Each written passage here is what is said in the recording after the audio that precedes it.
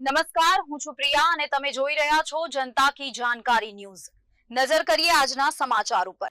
થરાદ ખાતે બનાસકાંઠા જિલ્લા પ્રાણી અત્યાચાર નિવારણ સોસાયટી એસપીસીએ દ્વારા પક્ષી બચાવો અભિયાન અંતર્ગત ચકલીઘર, ચણ ફીડર અને પાણીના કુંડાનું નિઃશુલ્ક વિતરણ કરાયું। વાવ થરાદ જિલ્લા કલેક્ટર કચેરી પ્રાંગણમાં જિલ્લા કલેક્ટર જે.એસ. પ્રજાપતિના અધ્યક્ષ સ્થાને યોજાયો કાર્યક્રમ। ઉનાળામાં અબોલ પક્ષીઓને પાણી અને આશરો મળે તે માટે અનોખી જીવદયા પહેલ। એસપીસીએ દ્વારા સમગ્ર જિલ્લામાં ચકલીમાળા, પક્ષીઘર અને પાણીના કુંડાનું નિઃશુલ્ક વિતરણ શરૂ। જિલ્લા કલેક્ટર જે.એસ. પ્રજાપતિએ સંસ્થાની કામગીરીને બિરદાવી કહ્યું, પશુ પક્ષીની સેવા કરવી એ ભાગ્યશાળી લોકોનું કામ છે।